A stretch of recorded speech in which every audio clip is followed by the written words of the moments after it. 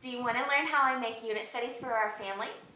Well, come along as I show you 8 different things that I incorporate into each and every unit study if I can, and I am so excited for this video because I get to show you all the different ideas and tips and tricks that I use to make unit studies for our family homeschool.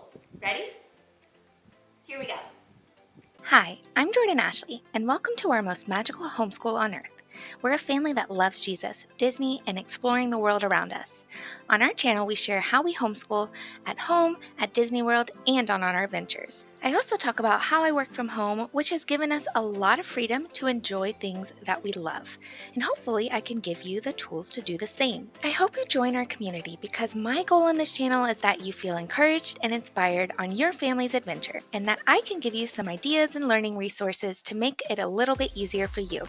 Be sure to subscribe and hit the notification bell so you don't miss out on a video. Hi everyone, welcome to the most magical homeschool on earth. If this is your first time here, I am so happy you are here. Welcome. Be sure to subscribe so that you can join our family and join this community where we encourage and inspire each other each and every week in our homeschooling journeys and in our family stories. So, without further ado, this week we are going to talk about the 8 different things that I incorporate into each and every one of our unit studies. Maybe you've used a couple as well, or maybe this is your first time making a unit study for your family. Let me know down in the comments what is most inspiring and most helpful to you. Now, before we get started, this is the second part of this series. I did talk about unit studies in my last video. Go back and check that out once you finish watching this video. It is all about how Disney has inspired me, working at Disney and homeschooling at Disney has inspired me to do unit studies, why I love it, what a unit study is, and of course, which ones we plan on doing this year. Ready? Let's get started. So there are 8 other different things I hope to incorporate into each and every unit, and those are field trips. Number 1, field trips are huge, and I call them field trips because I was public schooled, which, again, I am for it. If that is something that you feel is right for your family, great. But that's beside the point. Go back to my previous video about why we decided to homeschool. Should you homeschool? If you want to hear more about that. But field trips. So, keeping with our farm example, we would go to a ranch, or we would go to a dairy farm, or a fruit farm, or the multitude of other different farms and different aspects in preparing the food. And those are the different types of field trips that you can incorporate into your unit study. Number 2 is library books. This is something that if you are a homeschooler, if you are in a public school, private school, however you decide to learn, the library is a huge, amazing resource. And for library books, for example, again, keeping with the farm unit, we would find storybooks that are based on a farm. We would find nonfiction books, more educational books that go really in depth, maybe beyond a preschool level. And that's great because I can read aloud these books to her, and in hopes that she will pick and choose the things that she remembers, and we can go back to this topic again years from now, or she could really cling to some of these really deep topics that if I would have ignored those more advanced books, then she probably would never have even had the potential to learn without me at least trying. So that's another reason we love library books. We also love using them to find books that are counting farm animals, or I Spy farm animals, or books that incorporate Spanish and English together, because we are doing our best. My in-laws are probably laughing at me, but we are doing our best to at least try to incorporate some Spanish into our learning. So we have a farm book, we actually have several that we found that are Spanish and English books. So that is really cool. We also use the library to find books that are about a notable person in that field, or the history of that topic. Number 3 is art. Now, art is super easy to incorporate into every type of unit study you can think of because there are so many different ways to use art. So the STEAM, or the science, technology, engineering, art, and math, art for me is huge. I am not the best artist. However, I know that it is super beneficial for kids to learn through art, especially at this age. They love it, and it's great for their fine motor skills when it comes to cutting or pasting, drawing and painting or pre-writing skills, things like that. And it's just fun, right? Now, another thing that we do in the art realm is role play or pretend play, acting. All of these things are great because not only can we pretend like we're on a farm, but we are also getting the practice of pretend or acting, which is super fun and really kind of important at this stage, I believe. And it's really fun for me too, albeit taxing at times. If I am going 3 days without being called mommy, I am some other character in her imagination. That can get a little taxing, but it's really great because she gets to practice her emotional intelligence. She gets to practice her imagination, her imaginative skills. She gets to practice her interrelational skills and working as a team. She gets to practice scenarios and problem solving, all of that in this art theme, all in that art category. Now, number 4 is talking to an expert, and I think this one is really huge, and that just can come in 2 different ways for us. We could go to the source, we can go on a field trip, we can talk to a farmer, a marine biologist, a firefighter, a nurse, whatever it is that we are studying, and that is a really big step in a lot of different ways. Let me break it down. So first of all, of course, going to an expert is a great way to learn from the expert, right? Learn in the most comprehensive way possible. They are going to be the ones that know firsthand what it's like to do that job, do that career, or they know the information that you need to know in order to succeed in that unit type of thing. Another really key thing for us is that it is a great way to introduce her to the idea of talking to people that are older than her, talking to people of all different backgrounds. We hope that this way she gets comfortable approaching a safe individual who she can gain information from, and that way she will learn where and who she can go to find good sources of information and learn from all different types of people.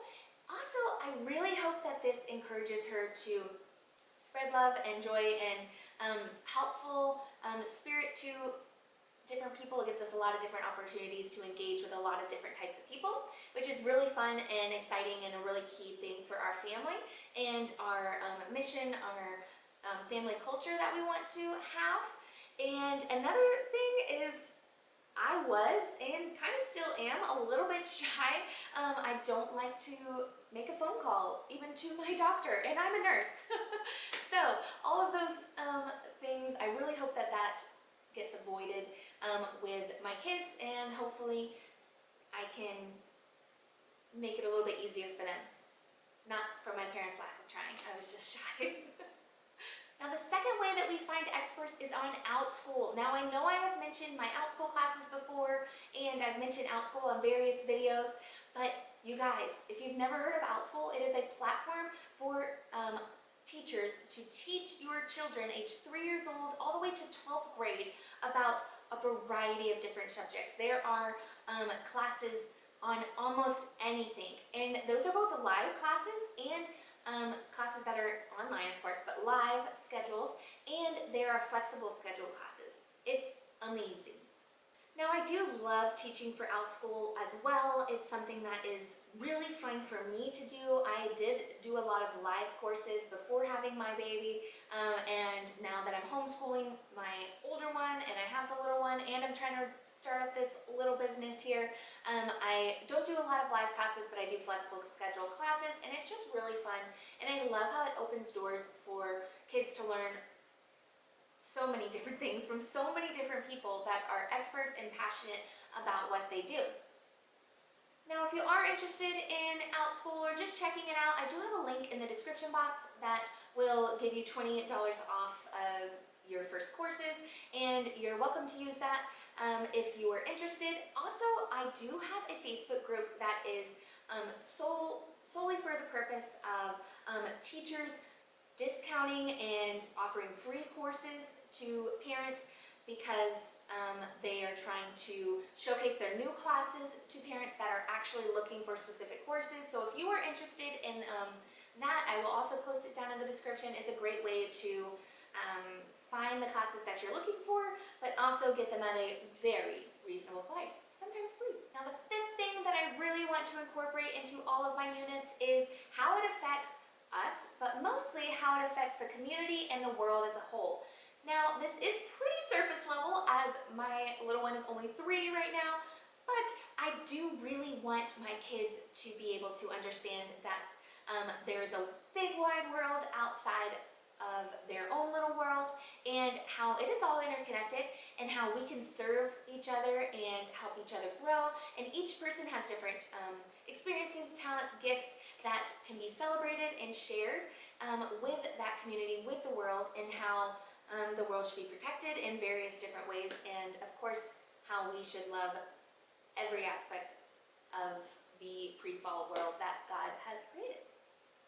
Now, the sixth thing I really want to try to incorporate into each of our units is culture. Now, this is something that's going to be a little bit difficult again with my 3-year-old, but we are taking little steps into the water here. We do have a lot of good experience with doing this at Epcot. It is a little bit harder at the moment because of the pandemic, but Epcot's a great place, for example, to learn about different cultures in different continents. We go there and we get to experience the people, their language, where they're from, personal stories, so that's a great way to do it. But also, do we need to go to Epcot? And even right now, can we go to Epcot to find a lot of these different cultures?